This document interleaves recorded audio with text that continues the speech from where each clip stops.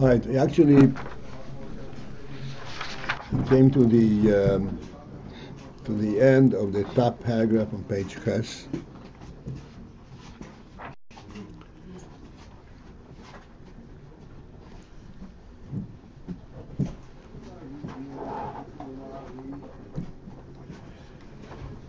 There's a very important principle in that whole section.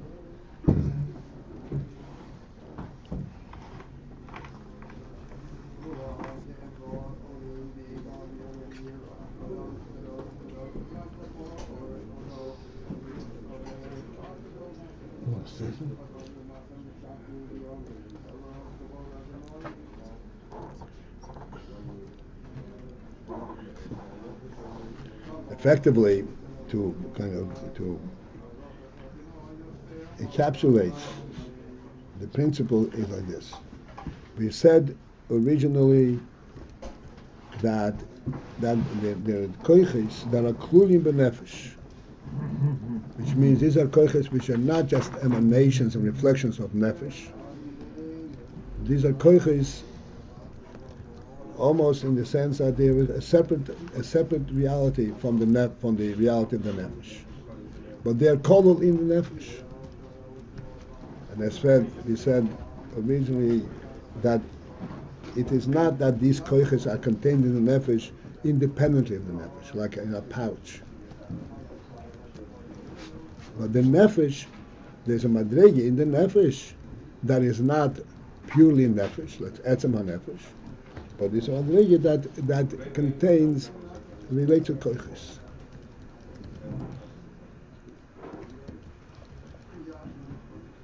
What is the definition of koiches? What's the difference between nefesh and koiches?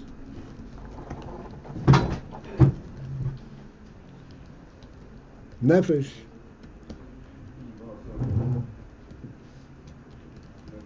regardless where the nefesh expands itself and shows itself, it is always the same. It is a nefesh. And the motion that illustrates this concept is like this: the sunlight. Sunlight illuminates the world, but it's not focused on illuminating the world. Its only preoccupation is to reveal the sun. If the sun is revealed, then automatically you can benefit from its light. That's immaterial. That's not part of the aim of the function of the sun, of the materials of the sun. It has that benefit, but the sun is only interested in one thing, that it's an atzmi and it spreads everywhere. The nefesh, likewise. Wherever nefesh is, it's nefesh. A koyach is already a different phenomenon. And koyach is that can focus on accomplishing something externally. And it is actually focused on the external effect. That is a completely different thing. And what we are saying is that in the nefesh, there are koiches, the nefesh is koil koiches.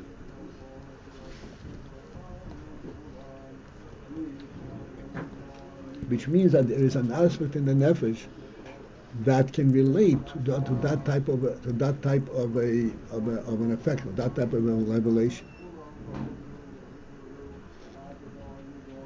Where nefesh provides for something that is not nefesh, like koiches, to accomplish something.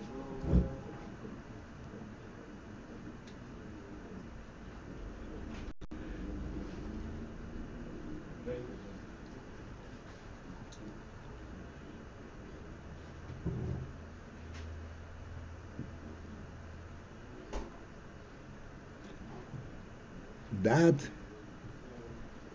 provision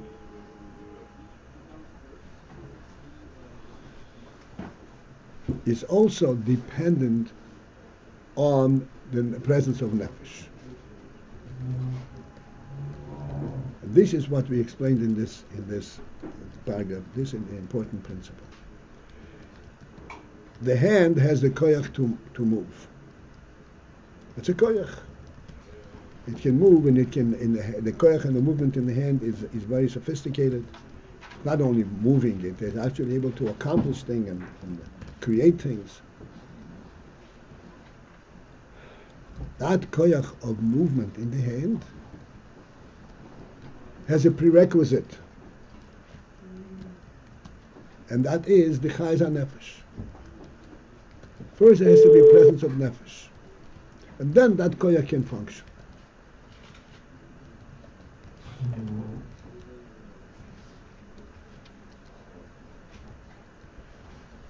I was thinking, what would be a meaningful demonstration of this concept? Because it's an extremely important concept. I'd be saying it is nefesh and it's not nefesh.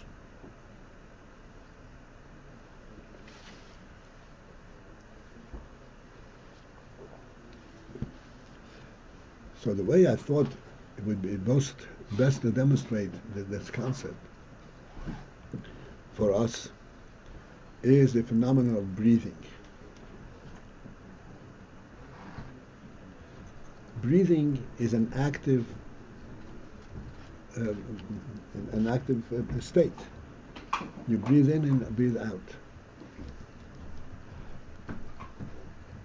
Yes, we said that the breathing in is not due to our action to draw air. The air is actually forced into us.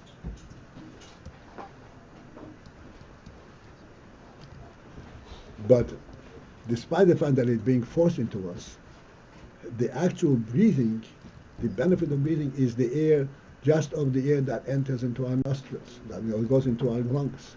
This is what breathing does for us. Even though it is something which is contained in a bigger environment, and it is being forced into us because we are part of that environment. But there is a level that can be referred to as a koyach, that because this air that enters into our lungs, this is what we actually benefit from directly in terms of life.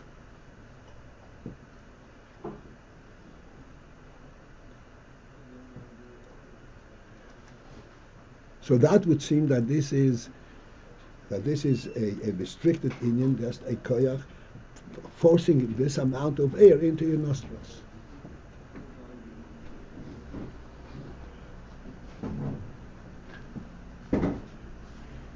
But breathing does not only give you a physical sustenance, that you're not going to, that physically you're going to live because you have oxygen. Breathing is life on the physical level.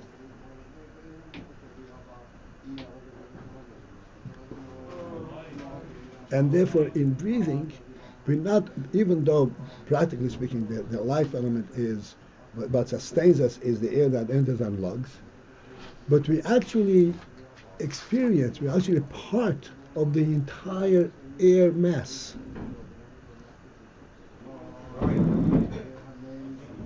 To experience this breath properly, you have to recognize you can't be isolated. You relate to the entire air mass. What is the entire air mass? The entire air mass is a statement to our intellect and to our emotion that life is everywhere. Life is not only that which you secure for yourself and your lungs.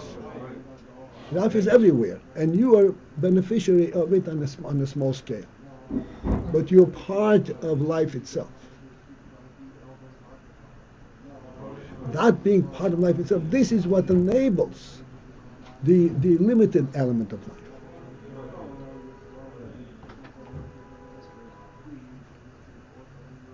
The limited element of life could not function on its own. You have to have the sense that there is life everywhere.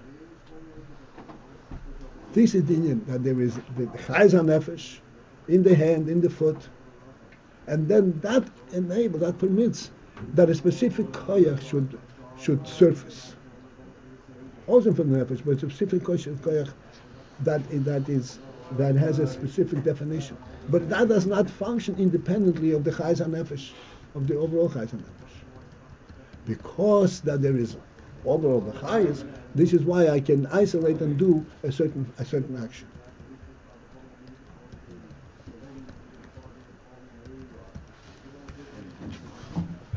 I want to I said,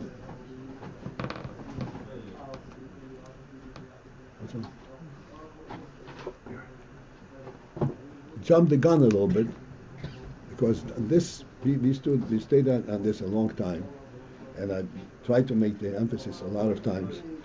I just want to use the opportunity to bring out something of extreme importance. So the Rebbe says that this life element, which must be the facilitator for all the koiches, even for the lowest koich, the koich ha'halicha in the foot, there has to be a sense of life first, and then there can be koich ha'halicha.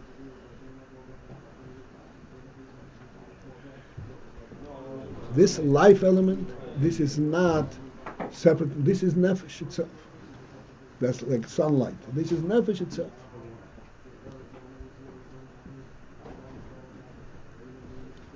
This is nefesh, but nefesh itself is mitzamtzem. It reduces its effect to facilitate the life at the level of the foot, the life at the level of the head, the life at the level of the heart. Every aspect of the recipients of life will receive it at their level. This is the tzimtzum element. But the nefesh is mitzamtzem. If the nefesh should give the full impact of nefesh to the foot couldn't do its thing. In order for the foot to be able to just walk, a foot level of activity, it has to be a chayes metzumtzum.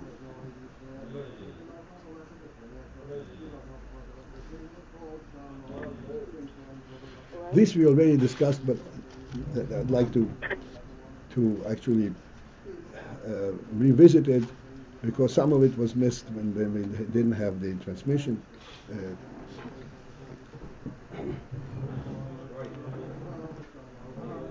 The Rebbe points out that there is a difference between the koyach ha'hiluch, the koyach ha'tnuah that's in the foot, and the koyach ha'tnuah that's in the hand. Both are koyach ha'tnuah. It's a nefesh koyach.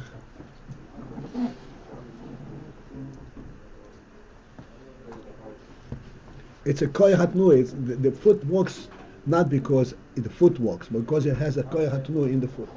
And the koyach ha'tnuah functions only because there's a chayes hanefesh in the foot that allows a koyach to function. Now, with the koyach, as we mentioned many times, is not out of place in the foot. If you put a koyach into the table, it's out of place. And the koyach in the foot is not out of place, because prior to that, there's a nefesh, there's a chayes in it, and it relates to the chayes hanefesh.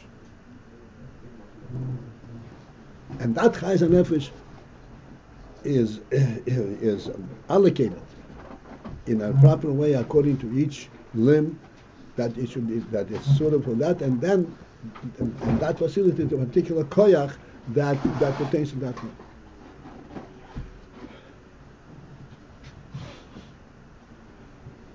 This is a very interesting union, that it's chayus, but it's limited in terms of what is the concept of chayus that it provides. The concept of chayus that the foot receives is enough to facilitate the koyach of walking. The hand receives a different level of chayus. What is the difference? I'd like you to understand what is the difference between the koyach ha'tnuah that the hand is doing, and what the foot is accomplishing.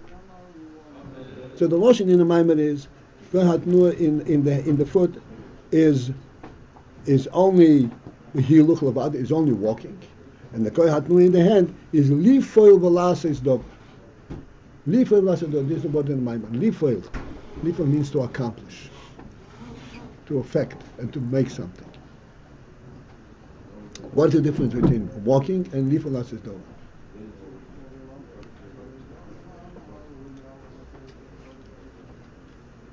Walking is accomplished. Okay, I'm going to start from A. Number one, the physical entity for walking or moving your hand is completely out of it. The physical entity does not move and cannot relate to this whole concept. It should all do to the chayut hanefesh.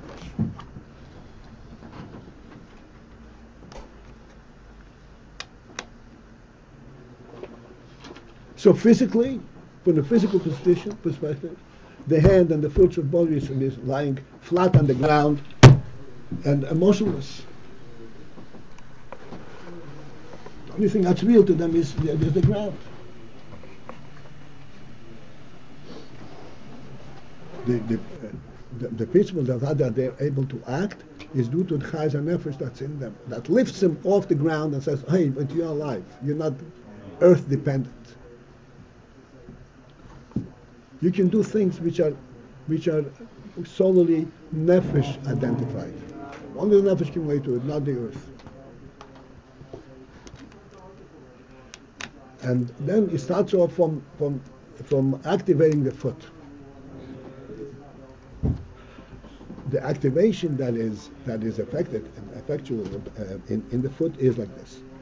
The foot moves, but the foot moves. It does not move away from its initial base. How do we walk? We stand on the ground. We push against the ground. We can't walk in air without friction, without the sense of earth.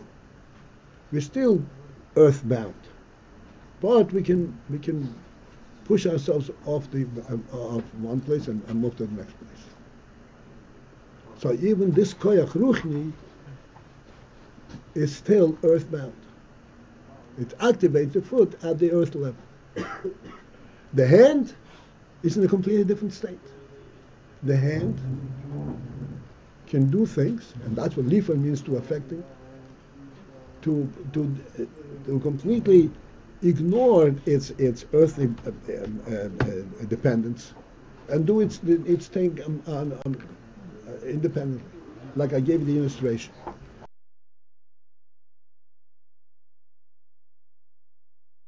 The object picks it up and moves it. And complete it is not dependent at all. I want this object to be here, so I move it here. This is the koyach that's in the hand. This kind of a concept, that you can pick something off the ground and move it to a designated place that you designate, not the earth, you designate in your seichel, that sets it completely in a different category.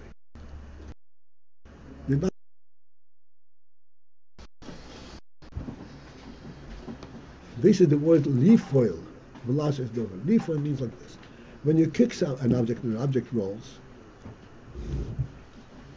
I spoke the other day, kicking an object rolls is only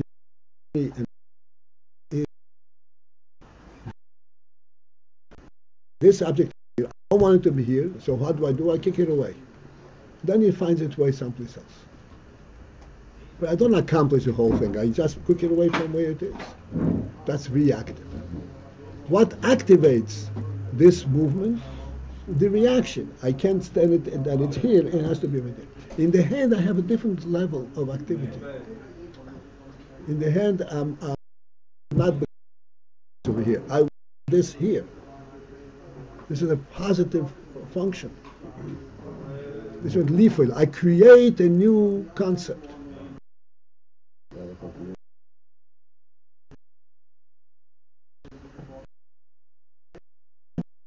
Active means that I'm to a certain state, and that it remains only that. Active, leaf means I create a new environment, and that is created by my seichel, by my midas. I want it to be here. This is what the hand does. The hand actually moves it. Okay, moved over here. Doesn't kick it. It moves it because this belongs over here.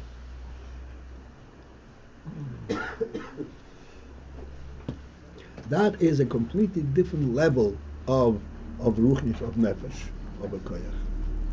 In order to facilitate that type of a koyach,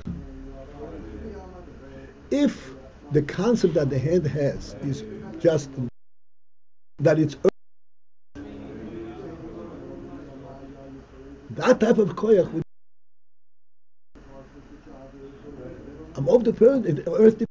How can I lift this off the ground? Which means that in the hand there's a chayut hanefesh that gives you the sense, no, the reality is not earth. The reality is chayut. It's nefesh. You are where you want to be, like the Baal Shem Tov says. Not where the earth identifies you. This is what facilitates this kind of movement, this kind of action. The foot cannot even relate to conceptual like this kind of thing, because the foot does not have that level of chayut hanefesh. Like we said the other day, the chayut hanefesh that's in the foot is manifest in the fact that the foot, unlike any other lifeless object, does not disintegrate over time. That's a chayut hanefesh. It just continues to pursue. It has a chayus that keeps it alive. Keeps it alive, keeps it being what it is. Doesn't lift it off the earth. It keeps its presence and being. Like you said, you say all the time, if you have a cut in your finger, it's going to heal. Why? Because there's a chayut hanefesh. Nefesh defines and says, this is how it should be. This is the extent of chayut hanefesh in the foot. It does not redefine its whole existence. You're not earthbound, you are in Shoma. That's not the way it is presented in the nefesh. Because the nefesh is mitzamtzem in the foot to give the foot the type of chayut that the foot can relate to. The foot is a very simple present limb. It can only relate to a simple movement. And therefore the chayut hanefesh is on that level. The hand is much more sophisticated. And the hand is able to relate to a chayut hanefesh that for creating something, for independent activity.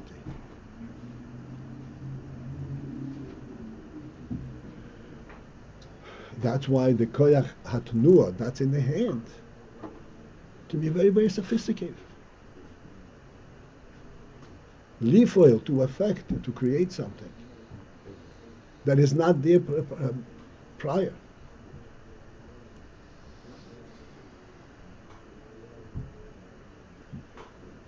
To conclude, we get the point. To conclude this discussion, which is not brought out in this Maimon so far, but he does mention that the ikir koyach has seichel. Seichel is in the foot, seichel is in the hand, but that is only a mitzumtzum inyan from seichel. The ikir, the core of koyach has seichel, is in the hand, is in the brain. Even as the foot can get from koyach has seichel that yes, you can kick. And the hand can get from the seichel, yes, you can create something that is not part of the physical structure, but you can make it happen. The seichel that's in the brain speaks totally independently of world. The seichel that's in the brain says, there's a first being. You think that the being is that which you identify in the world. No, that's not the way I see it.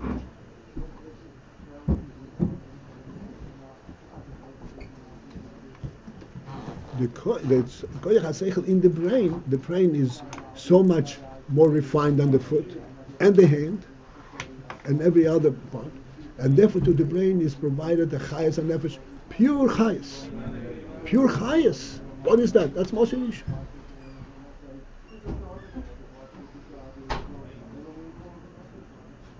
This is but this is the chayus. The koyach has seichel that is reflected in the brain. I wanted to utilize the moment to explain what do we say that we have seichel in Emunah, motivation. Where does it come from? The world doesn't provide that knowledge. Where do we get this knowledge from? The answer is that the brain senses its presence independently of world. It creates, it identifies, tells world what it is. Doesn't wait for the world to tell it, like the foot. Even the hand is able to tell the world what it should be. Already it's in a different category. But the seichel, the brain, is totally independent.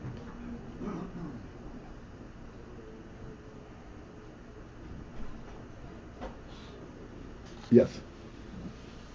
Still have a question? No, I have something else. Avraham Avinu was the first person that intellectualized with his brain that there's a Shem, the creator, first being, right? Before him I guess it was Adam and then Noah. Okay, so you're saying... What are you going? What was it? How was it pertain to this? Okay, I wanted to... when you say the level, category of the hand functioning against the foot functioning, sometimes you say that the foot level is like when we want to remove something out of our ways, you kick it and it goes wherever it goes. But there's an interesting situation where soccer ball playing. I was thinking of that. I was waiting for that to come up. No, so then there's a higher level of the brain. It's not. No. That's involved. I was thinking. I was prepared to ask question. Those who know soccer say, "Oh, with the foot you can kick the ball and it goes to the target. Yeah. Where do you want it to go?" So the higher. You asked me a question. I'll give you the answer. Yeah. It's nothing to do. The foot does not have that. The foot cannot house seichel on that level. No, I'm just saying that it's involved in the higher level of the nefesh.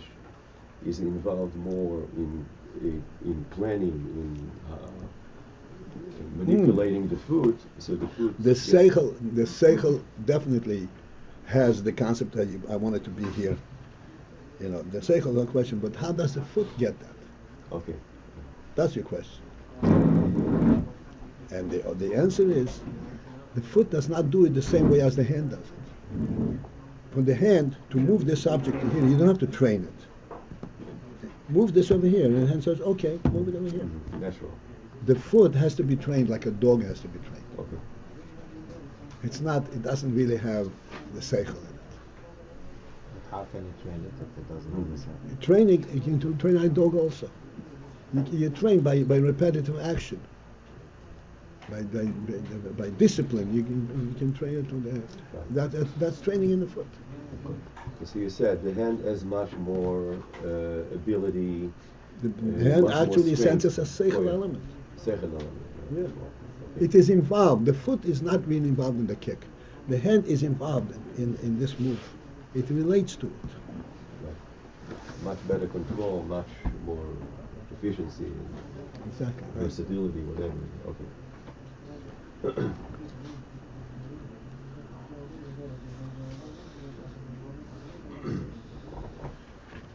All right, enough said. There's more to it, but I think it's clear. Baruch Hashem. Thank you for the question. I was waiting there for this. Okay, that's good.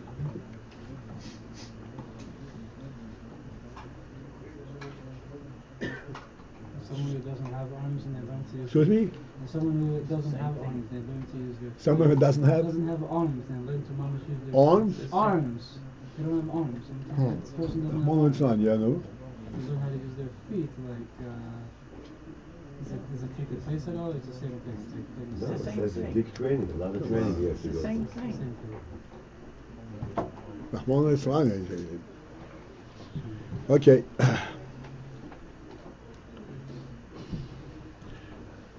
Why don't you ask him then doesn't have a head? How does he think?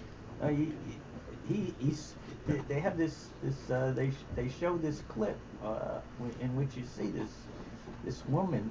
She's driving her car with her feet, but it's the same phenomenon as you're describing. There is in a nursing home that I visit. My mother-in-law is there. There's a man who is a Oriental man, very, very smart man, the way I was told. He had a horrific accident. He is bound to his chair, really bound. His feet and hands are bound to the chair. His hands are on the handrest, tied to it, and his feet are. That's how he sits 24 hours a day.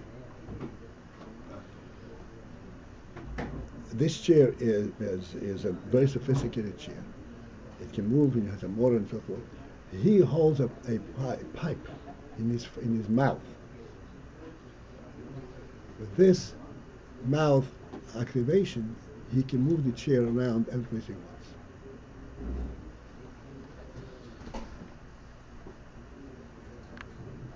An interesting character. He's constantly, he can't move it. And he smiles at you. How are you? Can't talk. No. It's amazing. A human being, nefesh, cannot be captured in a physical environment, in a physical entity.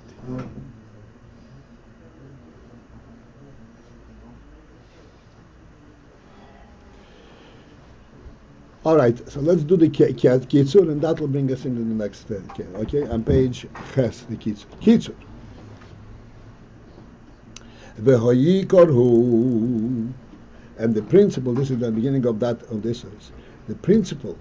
Why the koiches are mislabshim, imbue themselves, are imbued in the evonim, in the limbs.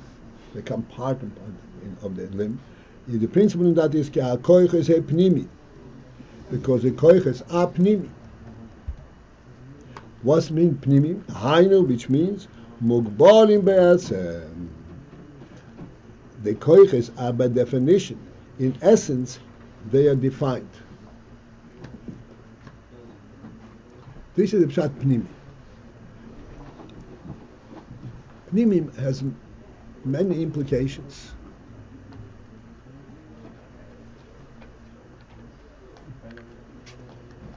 The one thing that is pertinent over here is that when the hand moves, it is not merely that something takes the hand and moves it. The hand moves. The koyach is mislabish in the hand, and the hand appreciates, relates to this union of movement. That's my pnimi. Just like seichel. Seichel is mislabish in the brain, and we said the brain understands. The brain is sensitive to seichel. The choymer hamoyach is sensitive to seichel, because these koiches, even though it's a ruchnim, they are koiches pnimim, and their inyan is that they're mislabish. They're there to affect a certain specific element. Mugbolim be'atz, they're predefined in essence. This is why they can be mislabish in a physical container.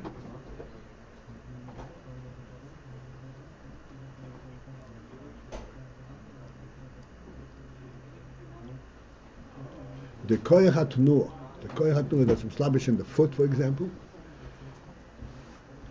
is not a general koyach, and then the foot uses it to move with. It's a koyach hatnuah, it's a specific koyach of movement. And this is what enables the foot to move. As we said, there is a chayut hanefesh that provides the environment for it. The hanefesh he built the mugbelas. But the nefesh shehi built the mugbelas, the nefesh which is not defined, not limited whatsoever. Mugbelas, as we said in this context, means not how big it is. It means what is it? Does it has a predefined, a circumscribed definition? Nefesh does not have a circumscribed definition. Nefesh is direct reflection of Moshe Rishon, of God, of the reality of being.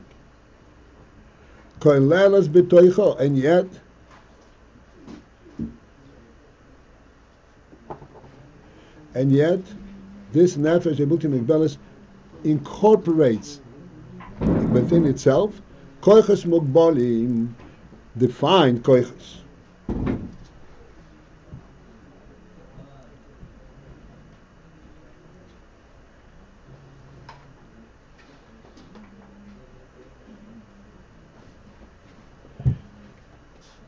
Which means that in some sense and in some level, the nefesh can relate, the nefesh itself can relate to Hagbala, to Koiches Molim, to specific functions.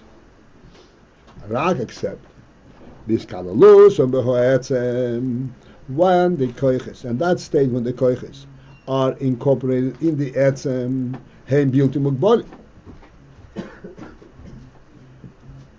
They are not in the koyach, the way it is in the netzem, is they built in mugbalim. They are not defined. There's galus ha'arosam, but then what comes in comes be his galus. Functionally, is called the ha'ora of the koyach. The ha'ora of the koyach, who are the tzimtzum hanefesh? That comes as a result of tzimtzum hanefesh. Nefesh is misamtzim, and that permits the gilui of the ha'ora of the koyach.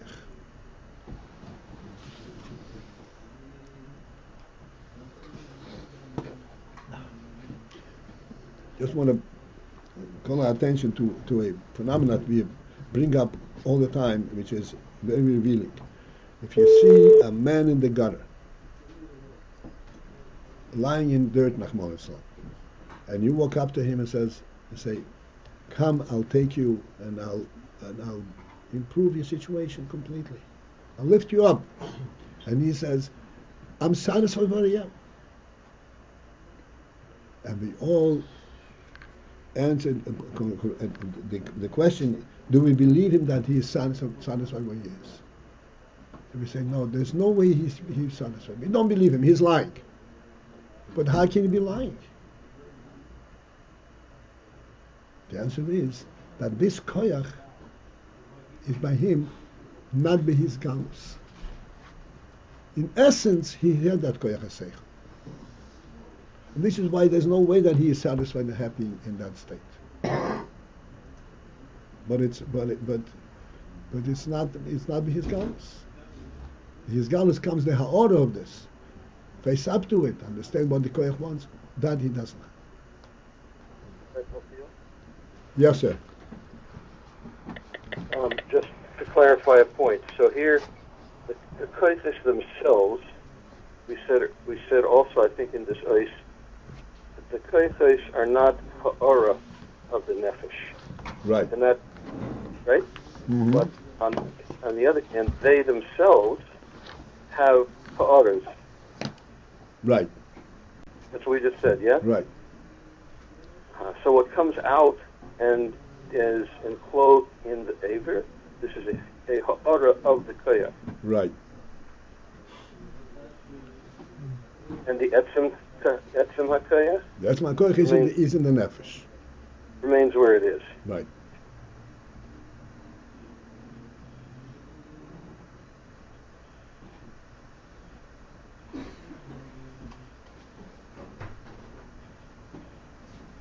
This again is an important principle in our time.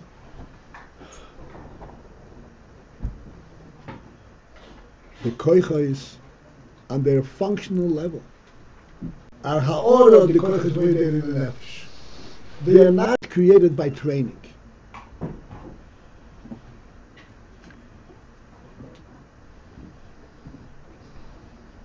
This is a fallacy that exists in the world since thousands of years. The Rambam had this same challenge. Everybody knows the story with the Rambam? With the cat? No. the philosophers of the Rambam's time came up with the idea, the same wisdom that we have today, that if you train a cat to act like a human being, it will acquire human qualities. A human being is nothing but a trained animal. They think that they invented this idea. No, this was there 1,000 years ago. And the Rambam, of course, said this is not correct. A human being is created by God to be a human being, and no other animal can possibly acquire that quality. And all human capabilities are in the nefesh, an emanation of the nefesh Adam that the Rebbe gave him. The Sultan took up the challenge, and he says he was very curious to prove the issue, to prove it. So the Sultan called together and said, "The Rambam, you okay? Prove it." So he said, "Okay." So the first thing is, he challenged the philosophers, whatever it is, that they should prove their point. And they took a cat, and they trained the cat to serve at a meal. It took him a year, whatever it is. They trained the cat. When they came to the Sultan and said, "We are ready," the Sultan called together the whole entourage, made a big feast, and all the elite of the country and other countries were sitting there, and here is the chance to prove this issue. So they were sitting at this table, and the cat was walking around, serving each one his plate of food. I can project that the cat did not just serve; the cat served and bowed like he trained like a waiter. Bowed, enjoy your meal, and so forth. And the cat acted it out perfectly. The Rambam did not know what this challenge is going to be ahead of time. Now, what kind of animal they're going to train. So the Sultan turns to the Rambam and says, "No, what's your response?" So he says, "I have to take leave for a half hour. I'll be back." Rambam took leave, and he came back in a half hour. "Are you ready?" "Yes, I'm ready." Rambam stood up, took out of his pocket a little box, opened the box, out jumps a mouse. The cat saw the mouse, took the plate and said, "Poof!" Jumped straight for the mouse. The cat was totally uninvolved in what he was doing. He was serving the elite very carefully and bowing. A mouse? How does it compare to that? A mouse is reality.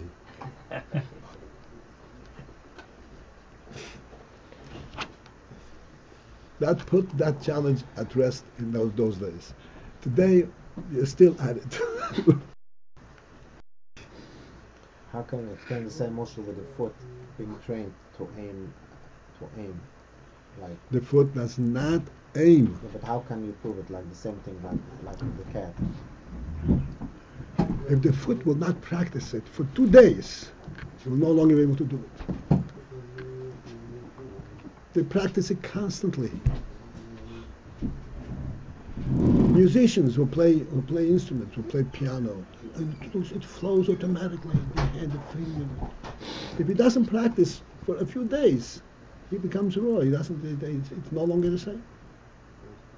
They have to practice daily for hours. But the musician has it in the hand. they say. Yeah, but you have to revitalize it all the time. There's an Otherwise, you become out of shape.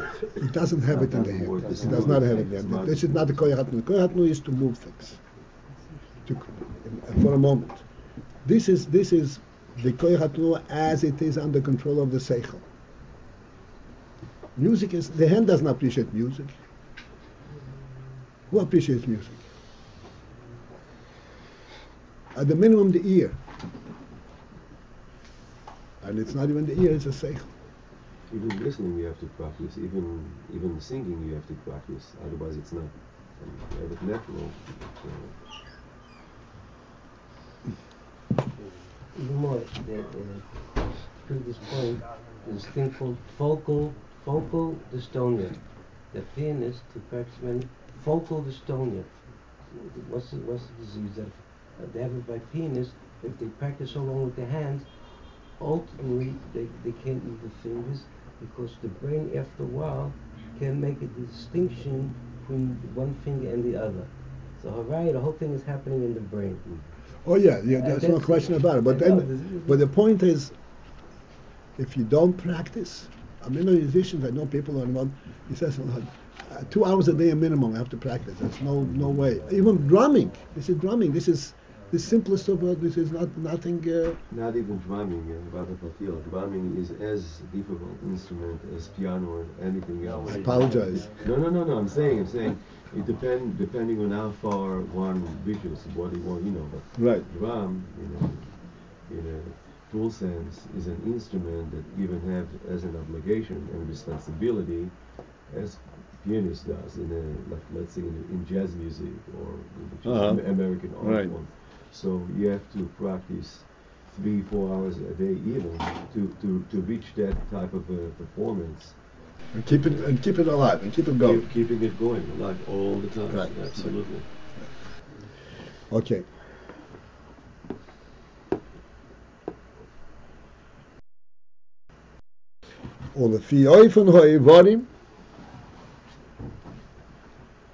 So then the isgalus of the koiches, which is the isgalus of the ha'or of the koiches. The ha'or of the koiches as the koiches are contained in the nefesh. The isgalus of the ha'or of the koiches is affected al behatzimtzum hanefesh, by the nefesh being misamtzim. But nefesh, as we said, nefesh is misamtzim, that permits the koyach to be at the ha'ora level. The nefesh is misamtzim, so it provides for the koyach a home, an environment in which, on a functional level, not on a conceptual level, but on a functional level. And this is when the koyach can be niskala.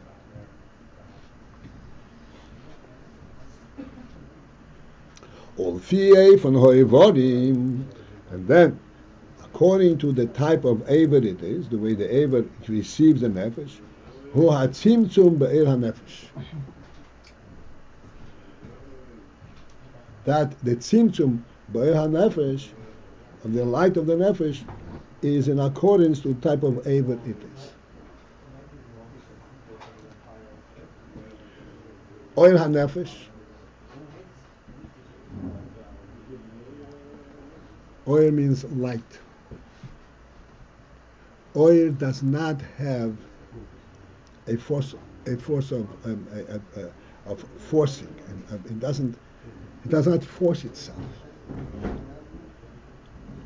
Oil is a presence of the nefesh.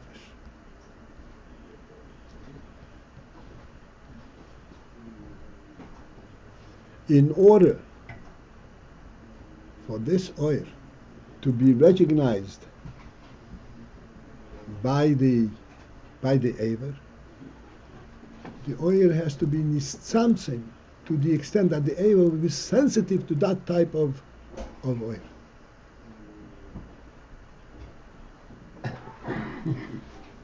It has to be. It sounds until the aver is kind of sensing it. Right. Thick, like the light gets thickened or made more. Well, thickened in something. Let's point this out.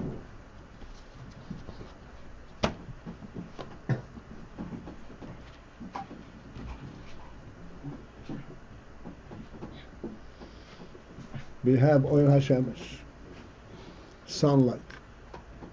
And sunlight is a phenomenal light, and to the point where the Torah actually calls it daylight. It's day, it's not even light in a simple sense of the word.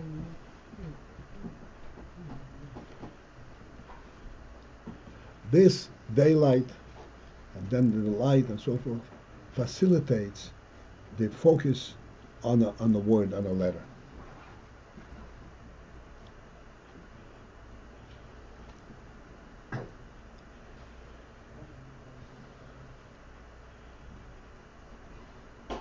In order to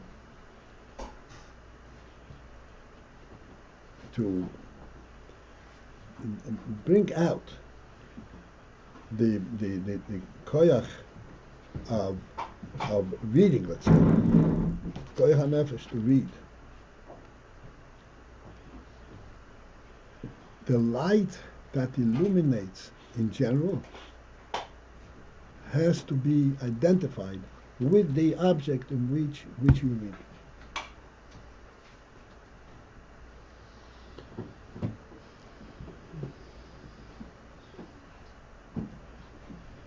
The easiest way to read, any optometrist will tell you, is if you have a flashlight flashing on a specific spot.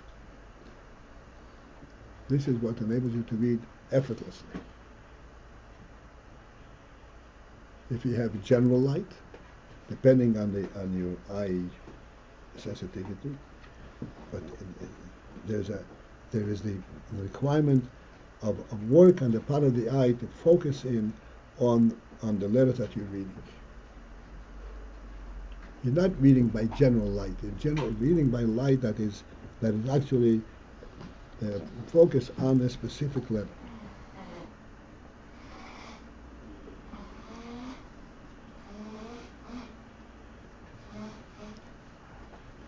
Which is why, in certain situations, a person who's got very weak eyes.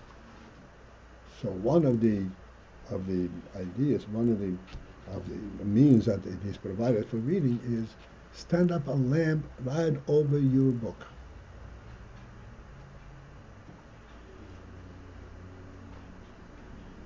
That way, you have a focused light. That way, the light is no longer light in a simple sense. Now, it's a general light, an intangible light. It's a tangible light. It's light that is focused and identified with your book. And this is what facilitates reading in certain circumstances.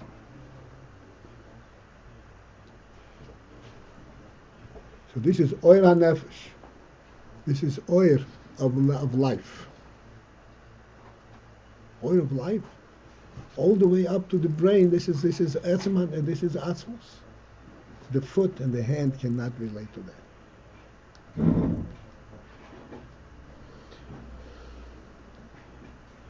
This oil of life has to be nitzamtzem, so that the hand feels, senses it.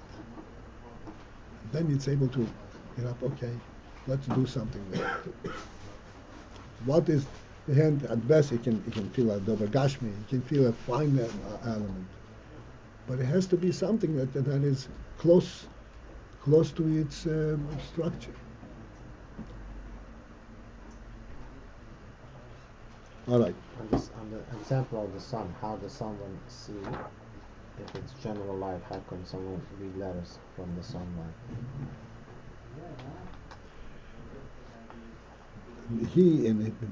The eye is further mitzamtzem the sunlight. You know, there is in Mori is called a sagin nohar. What's a sagin nohar? Sagin nohar is one whose eye is not mitzamtzem the light that comes into it.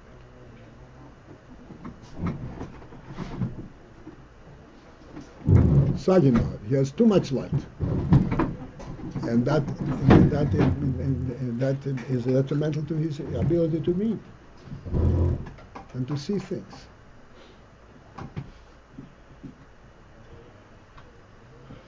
So the eye has the facility to be mitzamtzim the oir that comes to it, and this is how we're able to see objects.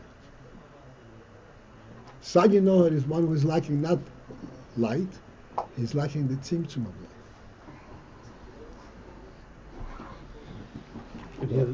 And here the nimshal is that the nefesh is mitzamtzem its chayut, its vitality to fit each Eber, each Keli. Right. And this tzimtzum, this is where the correlation between the nefesh and the koiches is. The nefesh is mitzamtzim. The koiches are independent. No, the koiches are not independent. The reason the nefesh is mitzamtzim is because these koiches belong to the nefesh. They're included in the nefesh. So that the nefesh, yes, in the nefesh recognizes this koiches must be mitzamtzim, so that these koiches will be able to function and to reveal themselves. Uh-huh. And you'd think that once that's done, it doesn't need to be practice. Like once it's mitzamtzim and you learn to read or play the piano, then that has been accomplished. But there's this union of refocusing or continual practice. Why would that be the case? You don't have to practice to see.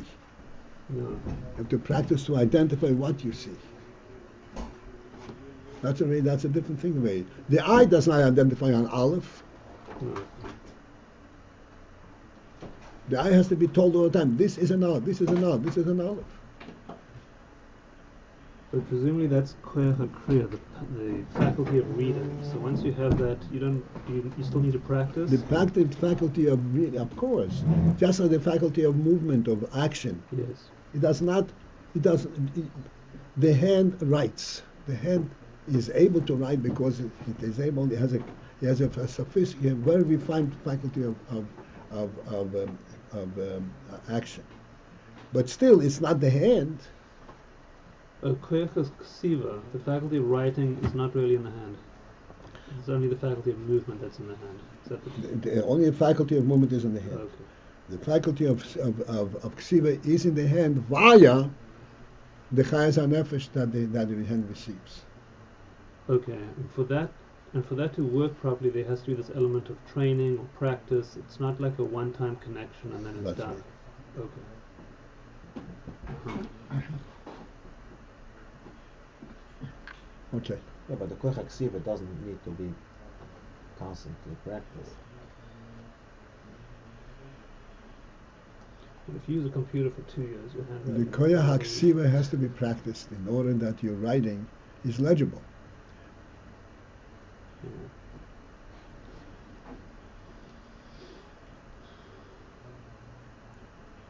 Legible means readable. Yeah. But you just said that the difference between the foot and the hand is because the foot needs to be constantly trained and the hand doesn't need to be constantly. No. The koyach hatnuah of the hand does not need to be trained. But this is not the koyach hatnuah, this is a seichel in the koyach hatnuah. Koyach hatnuah, to move the subject from here to here, does not need training. You tell a little kid, a 2-year-old kid, take this and put it on the counter. No problem. So, But to write, it is slapshus hakoyches v'tebozeh. This is a seichel mislavish in the koyach hatnuah. for this you need training. Then it's new training. But does it mean also that when the foot is targeting, is also the cycle being established in the foot? Mm-hmm. Excuse me? When the foot is targeting, it means that the cycle is being Yes, of established. course. But then it's different than the cat. But the cat is not a slapshus on cycle. No. The cat doesn't have seichel to be slavish. Yeah, but we parallel that to the cat. That it's practiced like the cat. You said on the foot is The same. parallel. That's right. The cat was not provided with seichel at all. He was trained to emulate a seichel action. The hand is not trained to emulate a seichel action. The hand is trained to respond to seichel, to be recipient of seichel.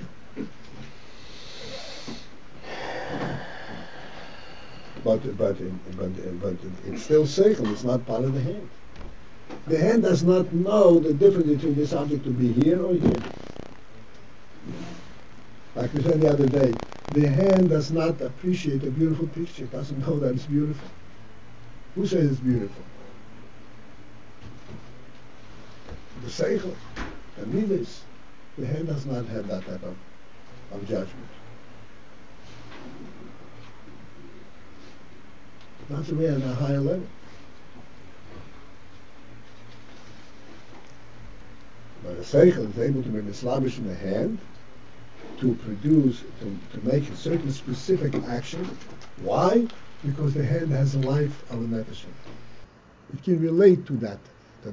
That's the level it can relate to. Make a specific action.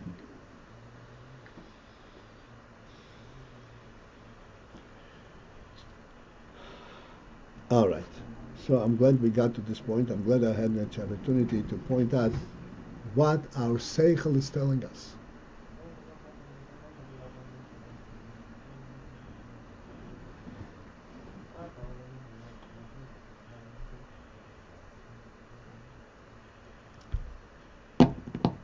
All right. Have a great day. This is it for today. Aside from you don't need to constantly train about the motivation because The seichel, I mean the brain. is the brain. The brain knows only. In the brain there is a koyach ha-chochma. This is the koyach ha-nefesh in the Yusavish in the brain. The koyach ha-chochma knows only this.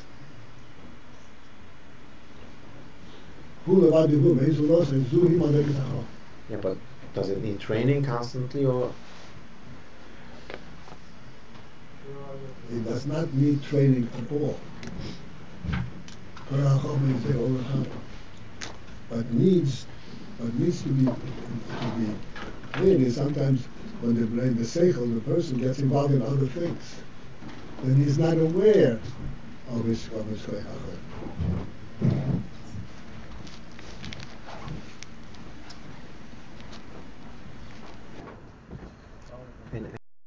And